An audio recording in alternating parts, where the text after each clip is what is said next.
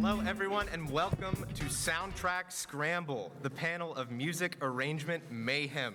Today, thank you.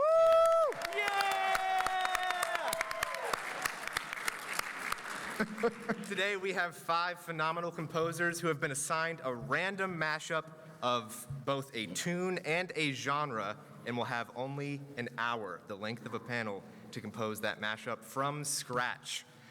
Quickly, my name is Josh Altman. I'm a co-founder of a tiny studio called Digital Daydream, and apparently I have chosen a picture that features as much of a stranger's shoulder as my own face. Nice picture.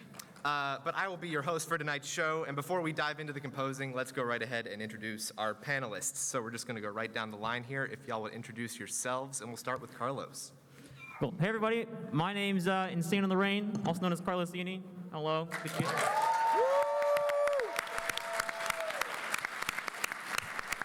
Yeah. Oh, awesome. So I've been, you probably know me from creating video game jazz remixes on YouTube. I've been doing that for about the past nearly, this year's gonna be year 10 of doing that. Woo!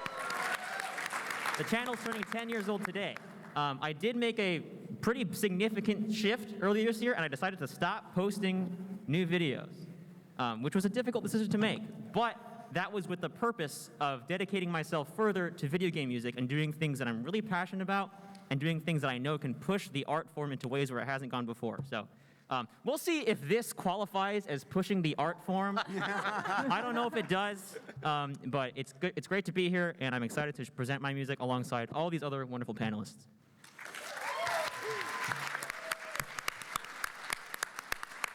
And Rachel up next.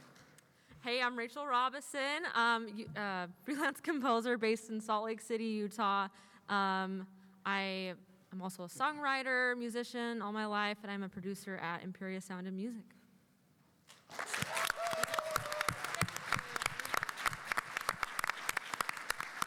And Trevor. What's up, everybody? My name is Trevor. I'm a freelance composer and producer. I also host DJ Dungeon Master, which is a podcast that tries to answer the question, what would a TTRPG sound like if it was run by a noob and scored by a professional? The twist is that they are both me. You can check that out, or you can check out my podcast about people of faith in the entertainment industry called Playing Godcast. And yeah, thanks for being here. And thank you guys for being here.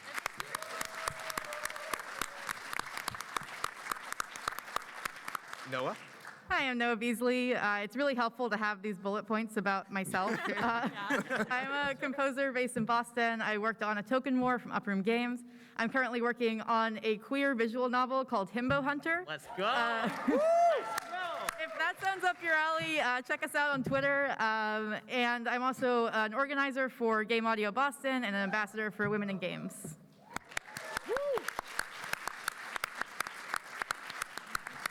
And Mason. Hey everyone, my name is Mason Lieberman, and I am a composer and recording artist in the video game and anime industries. Some of my favorite things that I've worked on things like Ruby, Beyblade, Pokemon, Spider-Man, Mobile Suit Gundam, Ultraman, PUBG Mobile, and like a jillion other things. And I am really, really out of breath already, so I'm gonna stop.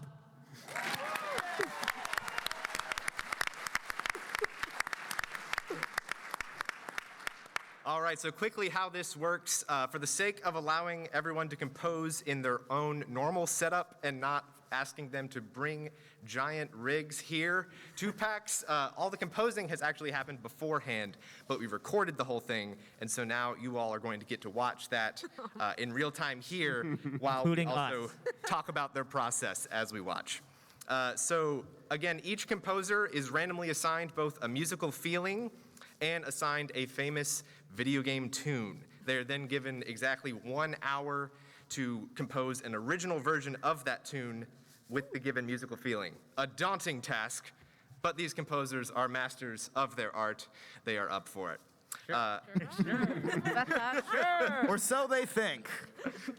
It is also worth noting that none of them have actually seen or heard each other's final products. We kept that for today, so they're all going to be hearing it for the first time along with all of you.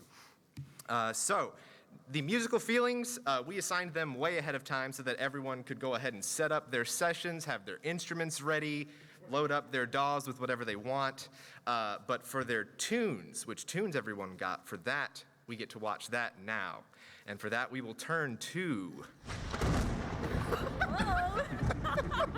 the Wheel of Tunes.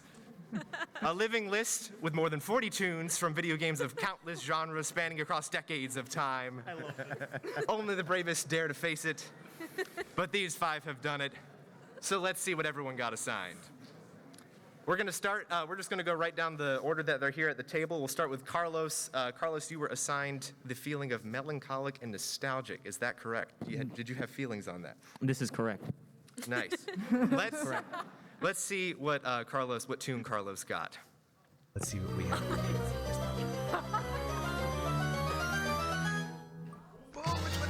Sonic the Hedgehog.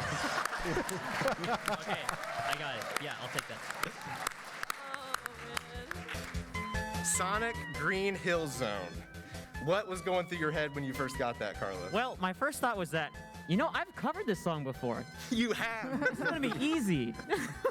Carlos has actually covered this song before, but it was a pretty different feeling, if I remember correctly. Oh yeah, I just I superimposed it over a Wolfpack song in a very let's say artistically uncouth kind of way. Well, we're excited to hear this new version now. So next we'll move right on to Rachel. You had Mysterious as your feeling. Is that correct? That is correct. Let's see what Rachel was assigned. Okay. Here we go.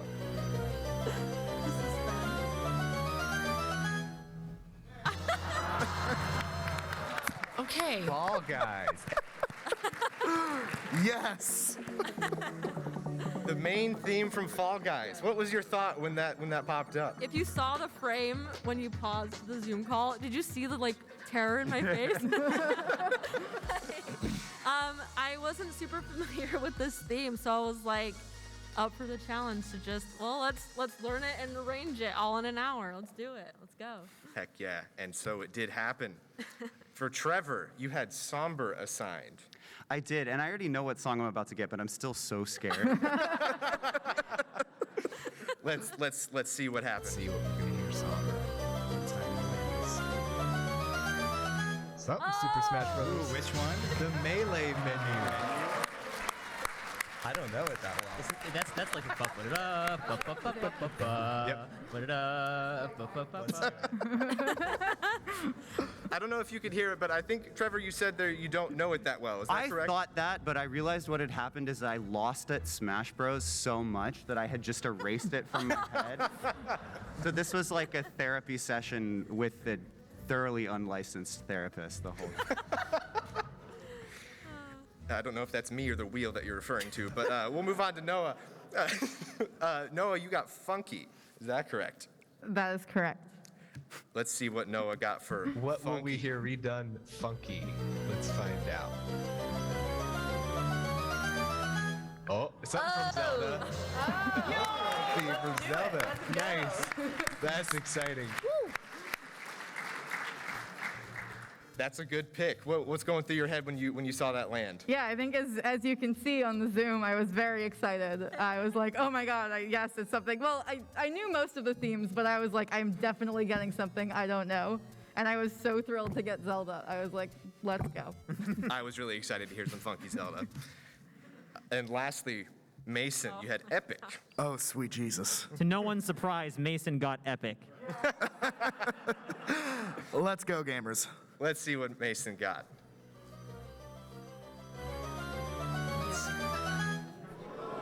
Metroid. The original. Ooh, I very like the ominous theme. tone over the crowd as they wonder how I'm going to ruin the Metroid Sound good to you? theme. That's a pretty stark contrast there. It's Oh, playing yeah. now. I hope y'all can hear it. It's a pretty stark, dark theme.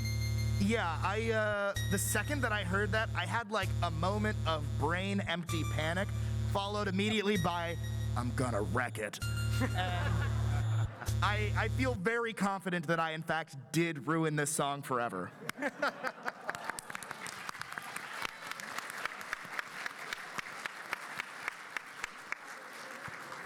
All right, so that's the picks. So now we kind of move straight on to the actual process beginning.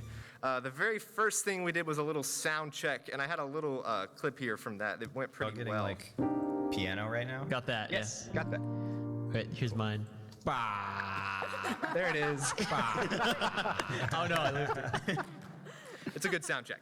But then, so essentially what happens after this point, every 15 minutes I went around the circle and I just checked in with everyone, saw how they were doing so far with their compositions, and we'll get to see those now. So my first check-in was with Carlos. Let's see what Carlos was doing at the 15-minute mark. So cool. So green hill zone is normally like. That's normally how it goes. I decided to take it up a half step and change it into a slow jazz waltz.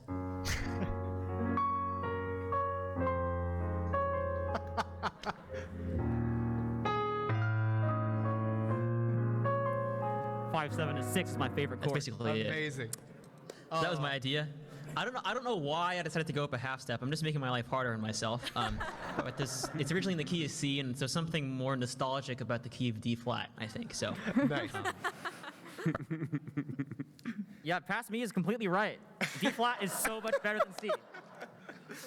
So what are the first things like going into something like this that you start thinking? It looks like you start laying out chords first thing. Well, yeah, I knew the tune goes 4-1, 4-1, 2-1 in the chord progression, so I just moved that up a half step into G flat. Then I had to figure out what the bridge was in that, which I think starts like in the flat 6, I think. So I had to figure out the chord progression in my head, which puts the first chord of the bridge at a very nice C flat major 7.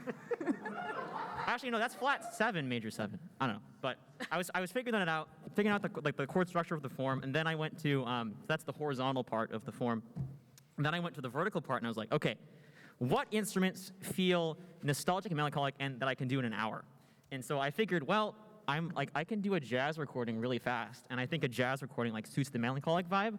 So if you look at the score right there. Actually, I spent the first half an hour writing everything in Dorico. I write stuff in sheet music, then record it first. So I spent half an hour in notation software. I went with flugelhorn, tenor saxophone, which I knew I could get recorded in that time, piano, upright bass, drums, and then strings. And I'm not a string player, so I just used the audio from Dorico itself to export the strings.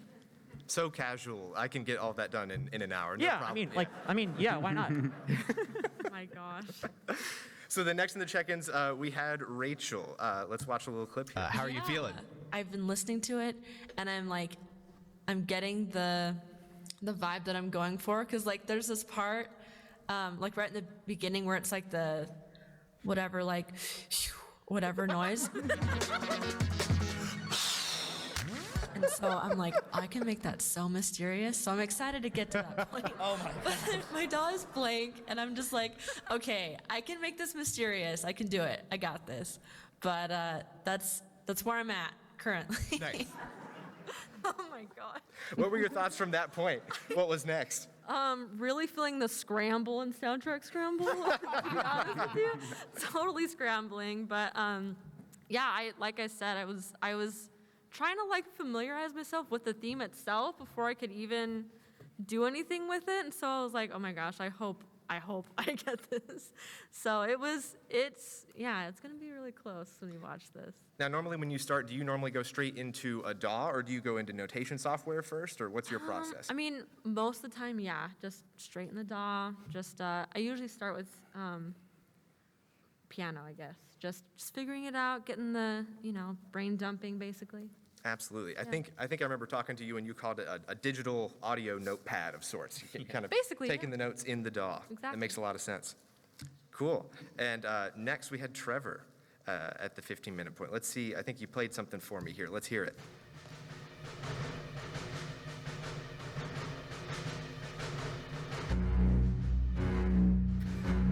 Oh my. All right. Woo! My man's on the That's board. Trevor, tell us about what's going on here. Why did you start with these particular parts? I think one of my first thoughts was like, all right, somber, but also this very epic theme. How low can a double bass go? And then my brain, you said, okay, see you in 15 minutes. My brain went, great, see you in an hour. Oh my gosh. And Yeah, so I was just trying to lay out the kind of the first feeling that everything would build from, and I felt okay about that because there's snare and there's those big hits in the original, and that's where we started. But you know, somberer. Absolutely. Somber. Alrighty. So, quick little thing. When I moved around to Trevor at some point, he had a little message for us here as well. That Do you I want thought some I'd like play. inserts from us while we're here? Like, wow, that's so good. You put that after my own. Okay, fair enough. The answer is yes, Trevor. I did want inserts. So. Wow, that's so good.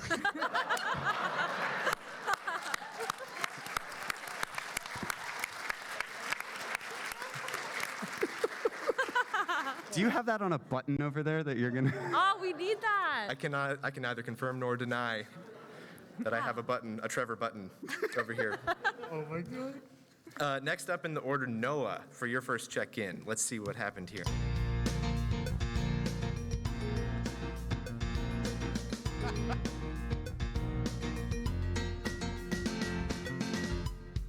That's what I have so far. I started out with the drums and bass and decided kind of what my kicks were gonna be. And yeah, I with something funky like this, I always like start out with drums.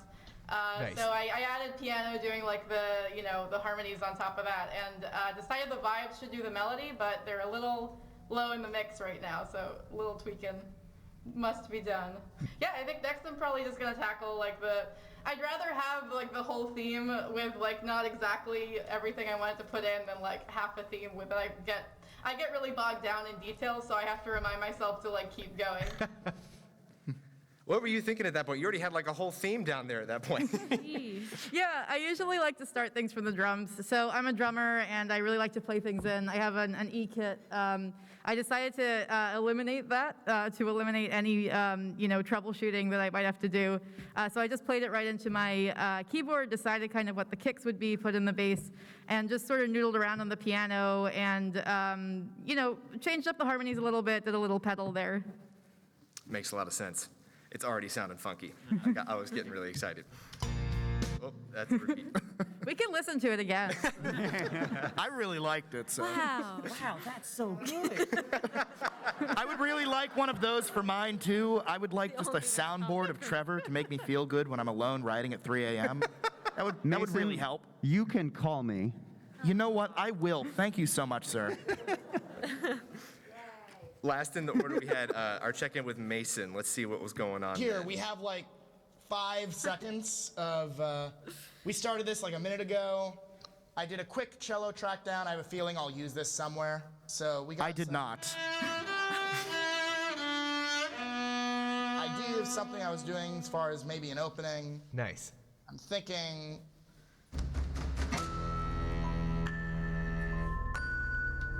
Have something going on. Ooh. And what I was planning on laying down quickly here. Oh, was that sounds so like- cool. I was gonna go in with some low brass and get like a. Oh. So let's see what happens. Every instrument bigger and darker and louder. Yeah, emphasis on louder. My goal is to destroy every speaker in this room when I was done. And I succeeded.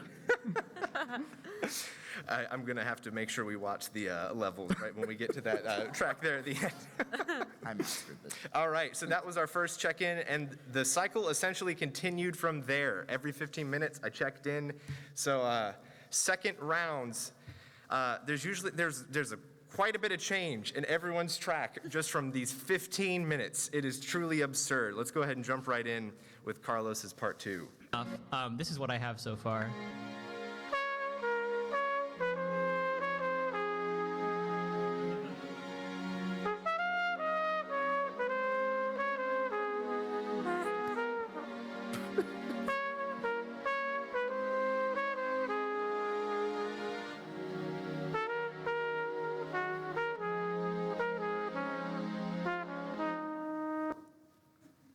So notice as that's playing, I'm wasting 0 time and getting my reed wet. Right.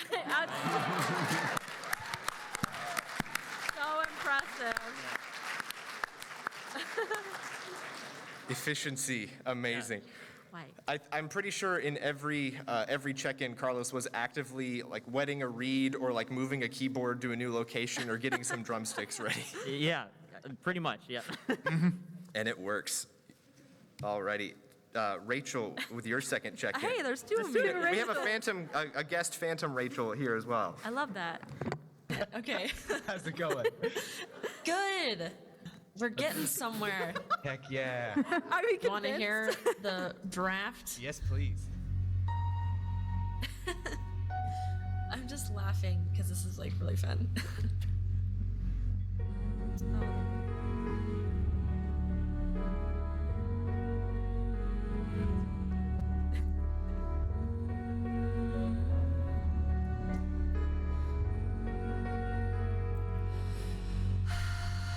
Is that weird? That's what I'm trying to figure out right now. good. Okay, is that pretty mysterious? That's so mysterious. That's so good. The voice is such a good idea. I for sure wanted to do like a creepy kind of vocal thing because of, you know, the beginning of the like the original track.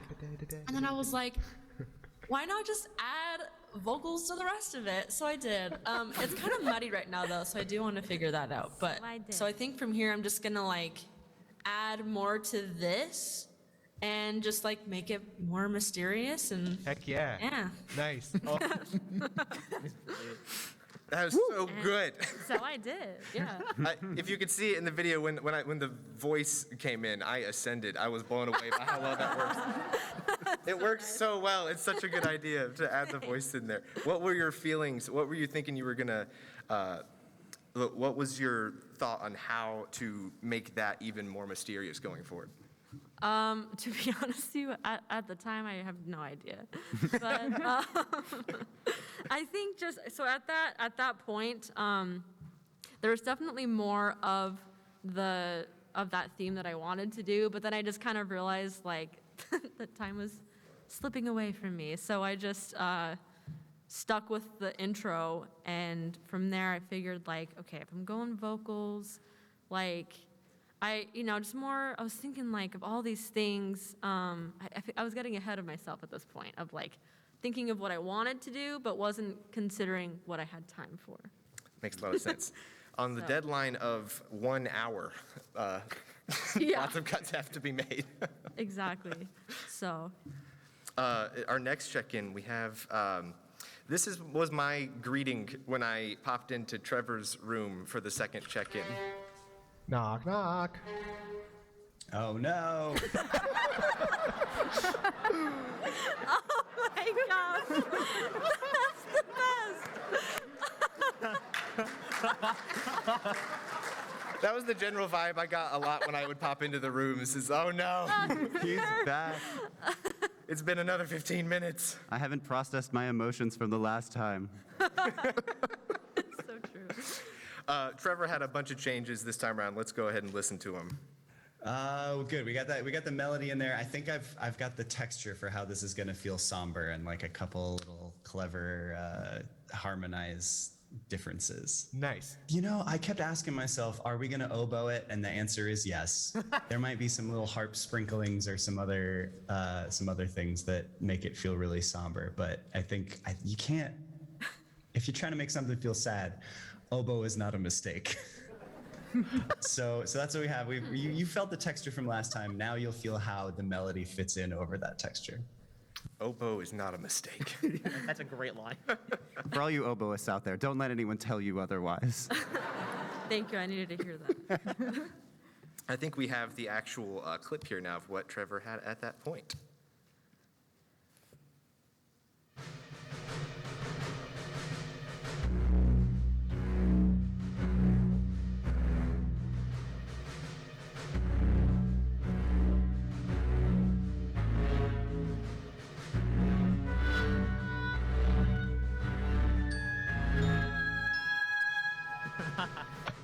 That's all you get.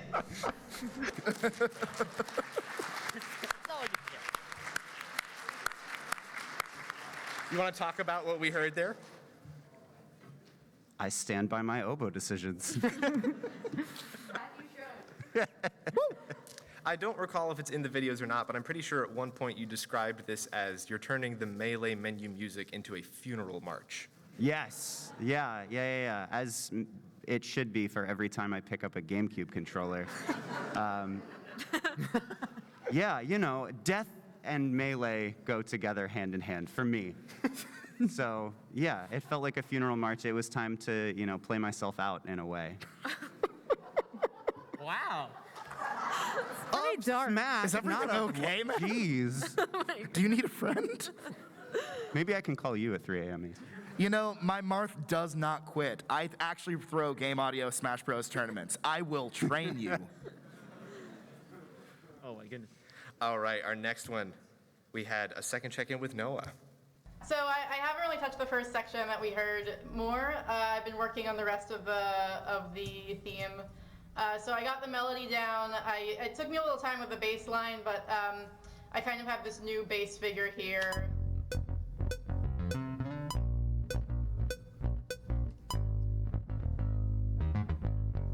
So once I had that down, I've sort of like, I've copy pasted it and just kind of like listened to the original theme, tried to figure out what the bass line there is doing. Nice. Same with the drums, just copy paste. It's what you gotta do when you have an hour. That is, yes, very necessary. Added some staccato brass, just some like trumpets and trombones, and melody in the saxes. Yeah, this is it for the motif. I've decided like this is going to be the length. I've got to. What I'm going to do is I'm going to have the tenor do a line that's like rhythmically the same as the alto and bari, but you know, in thirds or in sixths or something to add a little bit of harmony. Nice. Yeah, just do a little mixing work. Maybe if I have some time, do some automation on that bass to bring out like the little lines. Nice. Y'all aren't ready for these horns when we get to hear them. They're so good. What you want to tell us more about this section, Noah? What do you think?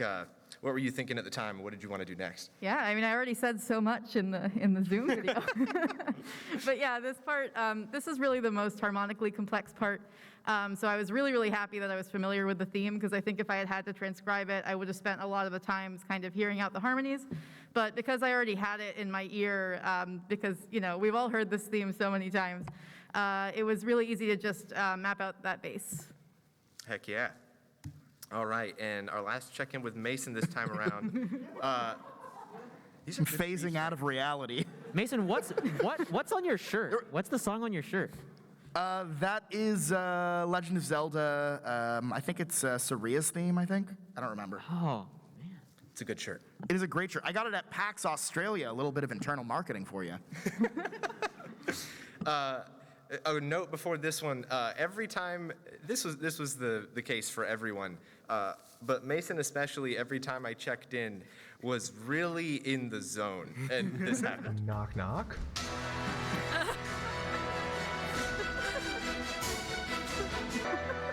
Knock, knock. Hey, how you doing? Hey, I'm great. How are you? Gotta get some big juicy chords in there. No kidding.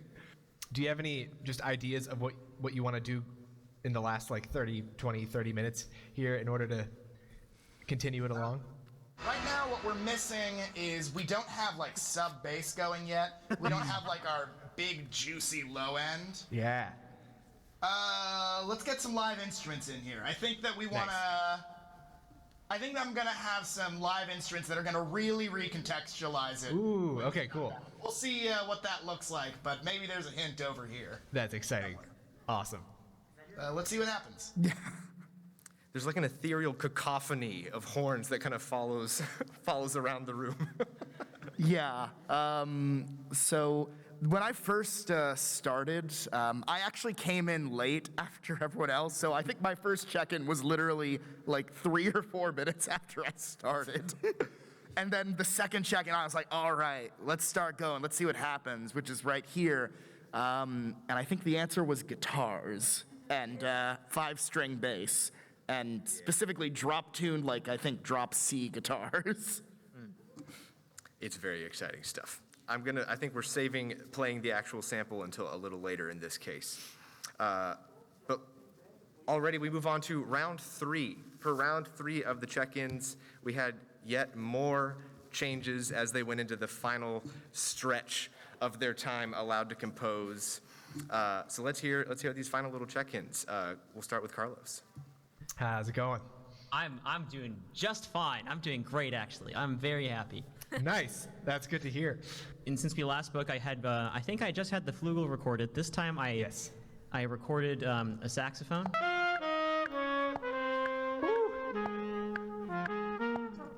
And I also recorded upright bass and piano, which I literally just finished. So Fantastic. Let's see what all We've got a full combo already.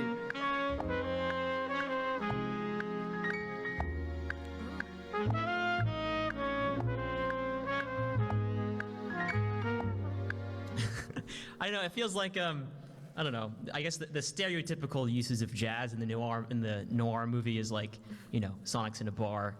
He's thinking about his times that he had with Amy, or he wished he had with Amy, and he's like, man, why didn't things turn out that way? And then this is what plays in the background, I think. That fits incredibly perfectly. That's amazing. Oh man. Now, why isn't that in the Sonic movie too? They're saving the lore for Sonic 3. Carlos, do you want to tell us a little bit about some of the techniques that you're using to make this sound the way it does? Play your instruments well. like seriously, like that's an underrated part of what we do. Like as game composers, you know, or like as audio people, you have to be able to make good sounds in the first place, you know. Yeah. And so, yeah, I'm using like a ribbon mic on my flugelhorn to make it sound fuzzy like that, and I'm using the same ribbon mic on the saxophone to like blend them together. And the saxophone's playing an octave lower than the trumpet, which has this really nice like honey sound when or the octave lower than the flugelhorn rather, and it like blends together super nicely. Yeah, and the strings kind of like they're like a little like a, how do I describe it? It's like when you have like a nice bed and you have like your layer of like the comforter and your sheets underneath it. I feel like like the string bass is like the heavy blanket on the top, and the piano is like the comforter, and the strings are like the sheets, some combination like that. Oh, and the saxophones and the flugelhorn are like your pillows, right? But then we're missing the air conditioning in the room that gets your sleeping temperature proper, which is the drums, which I'm about to record the next thing.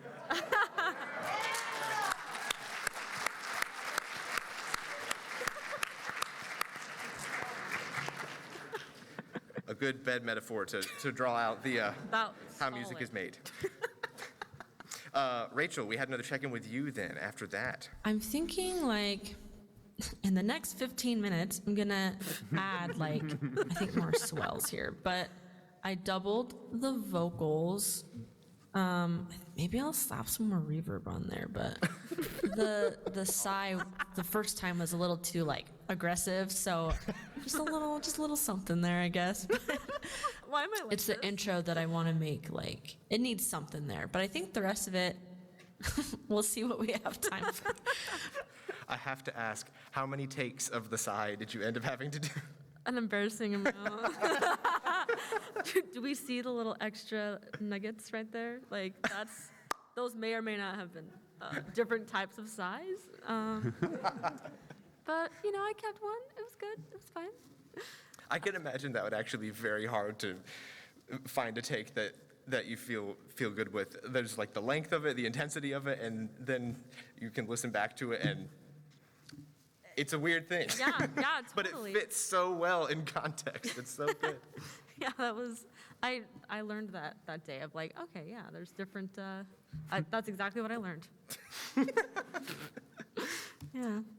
And Trevor, we had another check-in. Yes, we did. Yeah, well, you heard the texture so far, so it's just growing a little bit each time. I'm trying to like push things forward slowly. You heard the tubular bells. You'll love it when they come in, assuming that I set them to the right volume, because that's what I was doing when you popped in. Yeah, you'll get a taste, and if you're like me, you'll also hope that I get time to continue. So we'll see. I guess we'll see, because I'm just starting to get excited here. And here, I'm going to skip the actual file again to save it to save it for the end. But we do have another little clip here. Enough. I have this little like string arpeggio that's starting to make things feel really sad. So we can isolate that real quick. Context.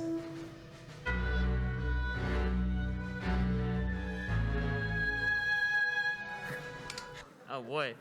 You want to guide us through what's going on there, Trevor? Yeah, I just wanted to make sure that there was like something new that your ear was drawn to every time we came back to the melody, because the melody is so strong, and I got to shift it around all of these different things. Not to spoil anything in the future, but we get some horn in there to really somberize things. You know, this is but my air mattress, and then and the strings were kind of like the bag of Cheetos that I almost finished. Oh my god.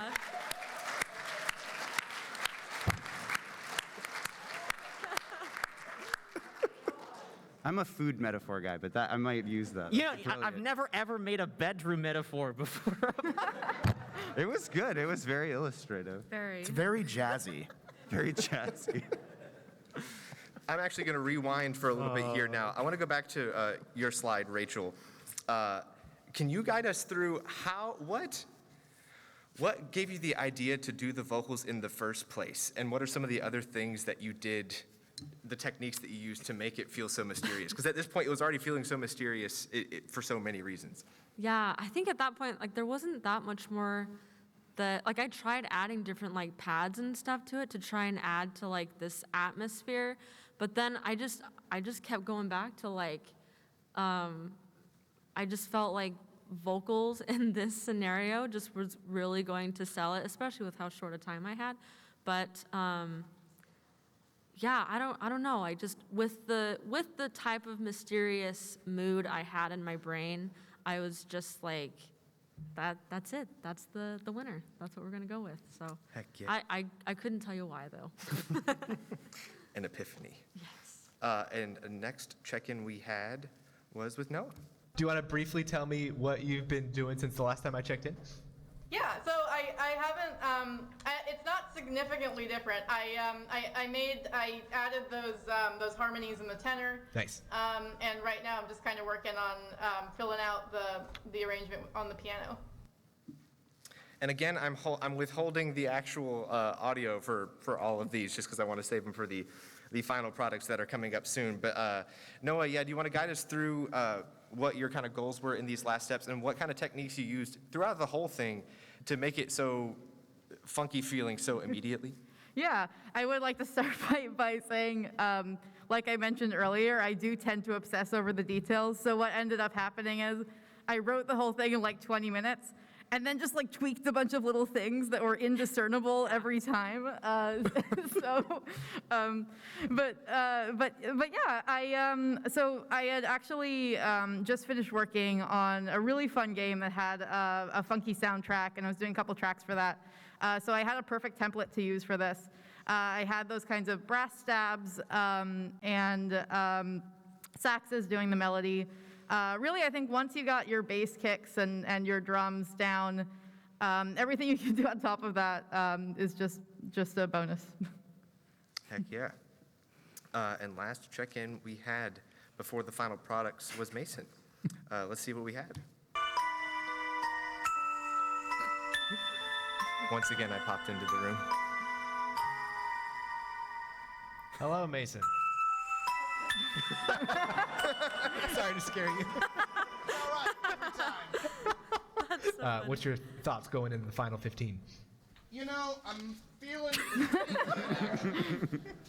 Nice. Let's get some guitar in here. Sound good? There we go.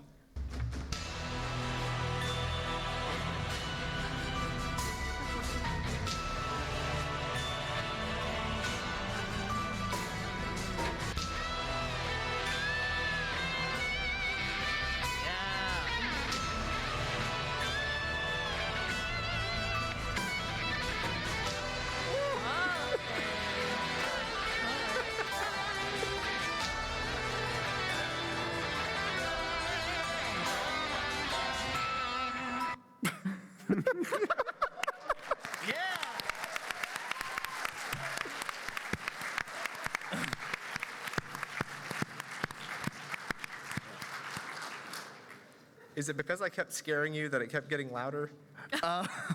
So if Carlos was building a comfortable bed and you were building a comfortable air mattress, I was sort of building a dumpster fire. I was just throwing things into it like, oh, why not? Let's just throw this synthesizer in here. And oh, why not an epic choir? And let's get even more drums and even more drums and even more drums. And oh my God. By the end of it, the fire was absolutely out of control and I had removed any semblance of taste from the original composition. All right, so that brings us to the final bits here. The last bit. At that point, we all convened and didn't share anything. And it was actually quite anticlimactic because they just worked really hard for an hour, and then we got back to the room and we're like, okay. Okay. That's it. Nice. I'm sure y'all did some stuff, but I guess we won't hear it for a little while. But now we do finally get to hear them. And so I guess we'll just jump right into it. We'll go right down that same line. So we'll start with Carlos. Again, a melancholic, nostalgic Sonic Green Hill Zone. Sonic at the bar. And Sonic on a mattress. We'll leave it right there. Oh, sweet Jesus. Let's see what it sounds like. Bah. There it is. Bah. Oh no.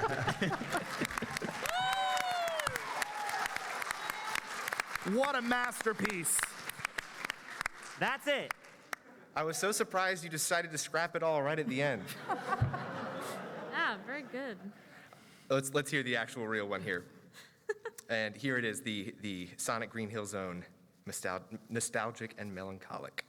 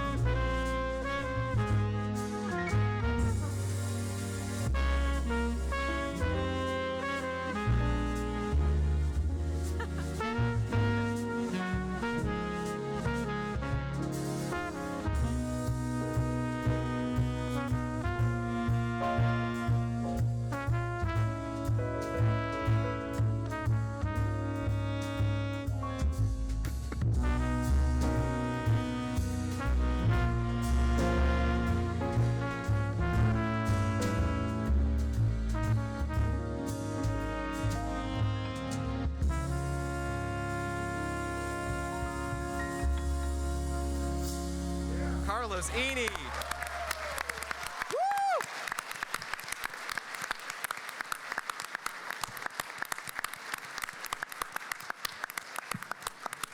Thank you. Wow. So good. You got the drums in there. You got the full combo. Yeah, I think out of all of them, the drums are the ones I'm the worst at. So it took a couple takes to get it down. Also, that decision to move it up a half step really bit me in the ass because playing that bridge on the bass in that key was awful. No, in D flat. Yeah, it was in D flat, but it was absolutely awful.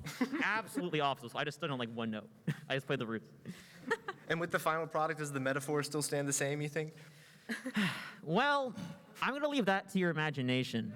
Actually, I'm gonna leave the metaphor of the sheets and the pillows and the. I'm just gonna stop talking. I want to open it up to the rest of y'all too. What are y'all's thoughts on the final product? What kind of things did you appreciate?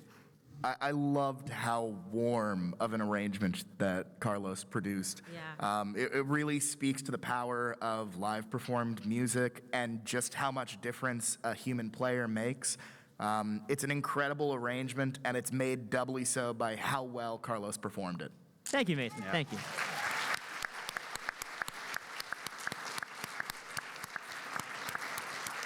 and I would watch that movie.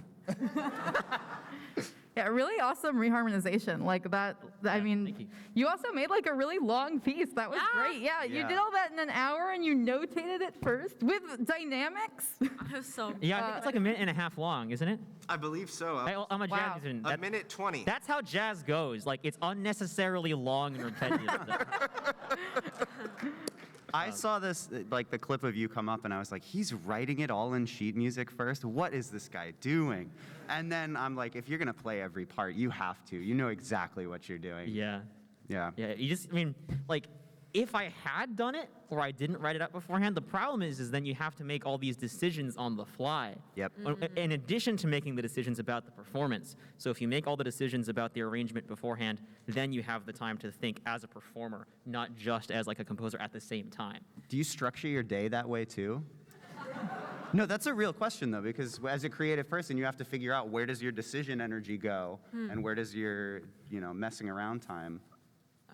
I don't really know. I might do that. I have to, actually, I legitimately have to think about that. I haven't really thought about that.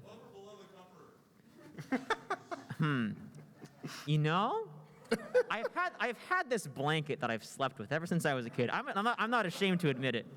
And I think my saxophone is a metaphor for that blanket, and that it will always be with me. Oh, that's good. Yeah, come on. Please don't ask me to analyze your compositions in terms of like making home decor. All right, let's move it right along. Next, we have Rachel with the mysterious laughing? Fall Guys. The final version. Let's take a listen.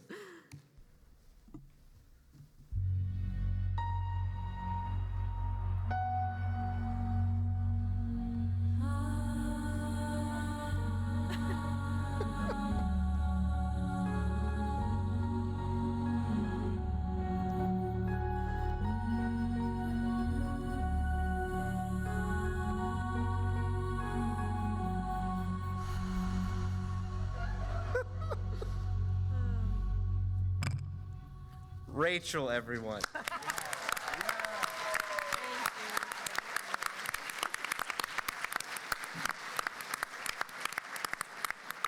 It's so good.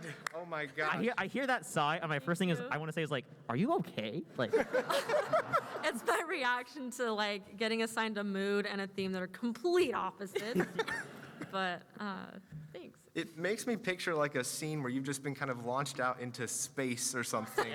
And there's like a spooky themed Fall Guys, a bunch of them floating around in space with you. I feel like astronauts are the original Fall Guys, are they not? Like, Is this where the Fall Guys go after they've fallen? Whoa. I don't know, actually. Yeah, I want to do the same thing though. I want to throw it back to the rest of y'all. Talk about some things that we appreciated about it. was that? Go ahead. I was just gonna say I didn't think it was possible, and damn, you did it. You really did it. Thank you. I had a good time. In an hour. Thank you. Yeah, the thing that I heard was at the very beginning when that solo voice comes in, like it sounded. I think that was was that like a G? Was it an F sharp? Like the tune is in F sharp? I don't know. Okay, Berkeley, I see you. I don't remember. But I heard like it was like no. Oh yeah, I did. Too. That was so cool because like I couldn't tell if it was like you slid so nicely between those two things. It was like such like a weird, like Mysterious. I feel my mind going to another bedroom analogy, but like I don't. I'm done. Thanks. I'm done. In summary, Wow, that's so good. Wow,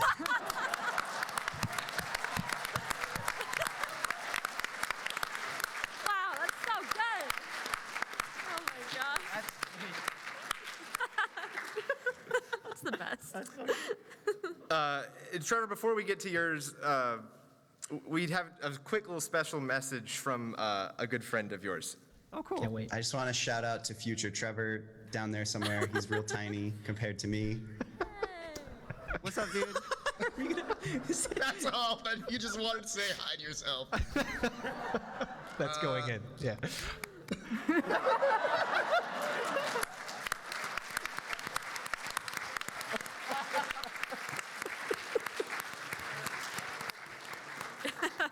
thought it'd be nice to include. It's important to have friends. All right. Now for the somber Super Smash Brothers Melee. Can I set the scene? Please. Okay. You're at your friend's sleepover. Carlos has made your bed. Everybody wants to play Smash, and you have fun playing it, but you're really bad at it. You're playing Samus for some reason because you like lasers. Your friend Ouija pokes you off the side, and you miss with the grapple to try and get back onto the stage. It was your last life. You're out. The sound of all the snacks fades out, and it zooms in on you as we shift to black and white.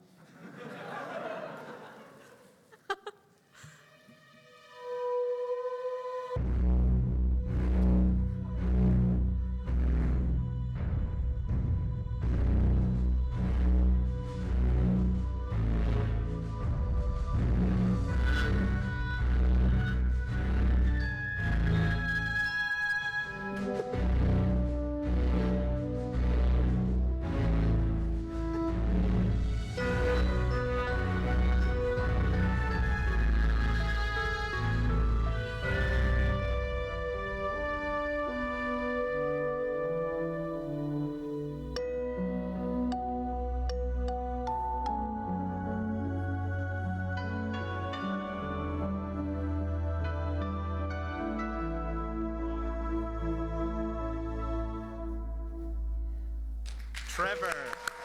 Oh, nice.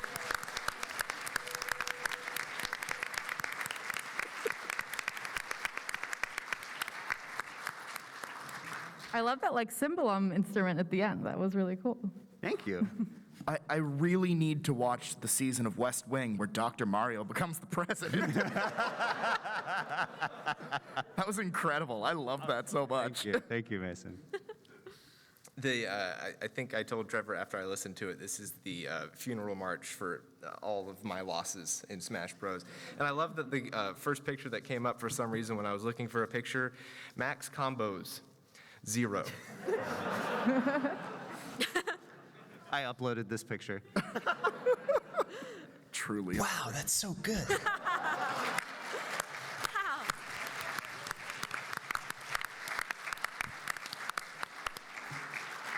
Truly fantastic, truly fantastic. Next one, we have The Funky Legend of Zelda Overworld by Noa. Can't wait. Let's take a listen.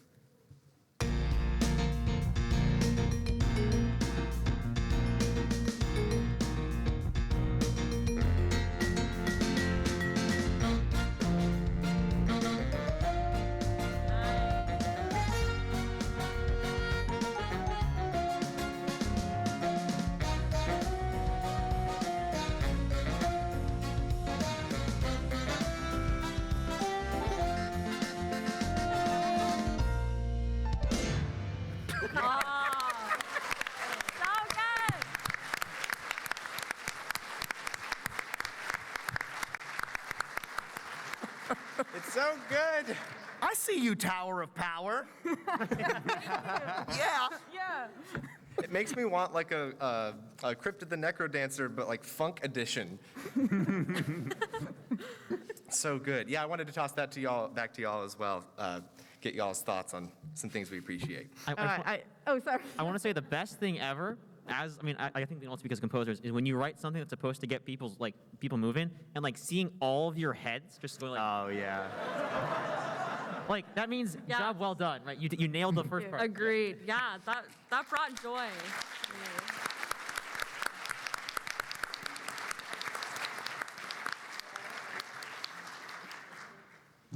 Awesome. And Wow, moving that's so forward- good. That objectively slapped so hard and was so satisfying. Before we jumped to Mason's, I wanted to appreciate something. Oh my. Mason's file naming system. At the end, I had them all bounce the various portions throughout and then send me all those files. And Mason's file names included names such as V1, WTF is this? V2, Heavy Boy. V3, wow, that guitar was rough. And V5 now bounced properly, Raffle. Yeah. The one thing I'll say before we perform this, there was one element that I had hidden from even you the entire time when we were doing this, which is, of course, very prominent in the final mix, as everyone's about to find out. I'm very excited. Here we go. Final mix of Epic Metroid NES version. Here we go.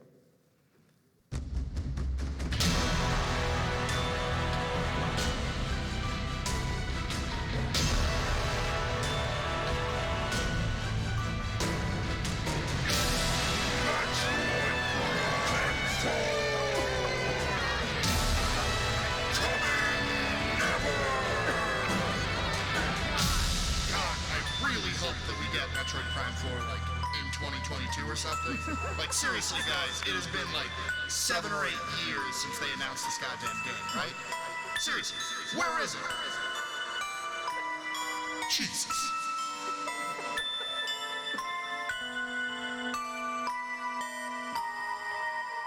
Mason Lieberman.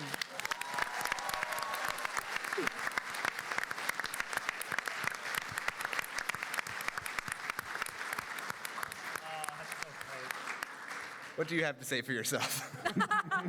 I believe my work speaks for itself, and I believe my peers will judge me on whether it was in fact heavy enough. I think right after recording, I mentioned something like, we don't often have people record vocals of any kind, like words in these recordings. And Mason looked at me and said, oh. You know, before the panel, we were talking about things, and someone, Rachel had mentioned, she's like, oh yeah, there's vocals in mine. And I was like, yeah, there are vocals of some kind in mine. And someone was like, wow, you sang too? And I was like, no, I said there were vocals. I thought you were like being humble, but No, I in fact was not being humble. I was being accurate. Yeah. Yeah, I wanted to toss it back to y'all, though, some things you liked about that final arrangement. What's there to not like, I guess? It's big. Very epic. I felt like I was being sold something. like it was something that was like this is so over the top, you have to like this, and that's what epic music is. So I think you did a great job. Agreed. So good.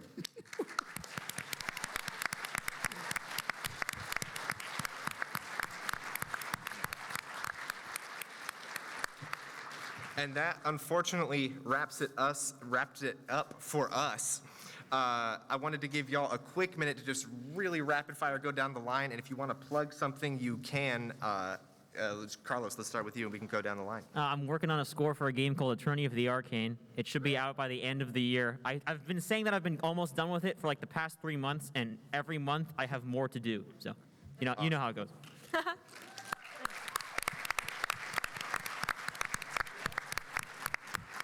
Rachel? I'm going to take this opportunity to plug Truck to Yomi coming out on May 5th. Okay, yeah. That's my bad. Yeah, and you can pre-save the soundtrack as well. Emperia Sound and Music. There you go.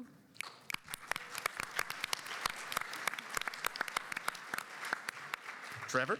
Yeah, follow me on Twitter if you want. Go check out my podcast, DJ Dungeon Master. If you want to support a game that I wrote music for, you can go download Kill It With Fire. Thanks for being here. Yeah, thank you. Noah? Yeah, so check out Himbo Hunter if you're based here in Boston or really anywhere. Check out Game Audio Boston. We bring in speakers every month on our Discord. It's a good time. And Mason? I've got a couple of anime series coming out that I'll get to announce fairly soon for the rest of the year. PUBG Mobile, Apex Legends Mobile is coming out soon. I've been working on Teamfight Tactics. Have fun, guys. And one more thing before this is said and done. I mean, this panel wouldn't be nothing without all the hard work that Josh put into putting this all together. Give a hand to Josh. Super well done. Super well done. Yes. Insane editing on this panel, dude. Seriously, thank you so much. I do want to quickly shout out, too, thank you to the PAX staff for doing all that they're doing to make this happen. And thank you to my friend Matthew Glenn, who you probably saw the Matthew Glenn name on screen a couple of times. Matthew was behind the scenes making this whole thing also happen. Thank you, Matthew. Thank you. And then finally, thank you to these amazing panelists. The whole thing is all amazing, every single bit of it. Thank y'all so much for attending. Thank y'all so much.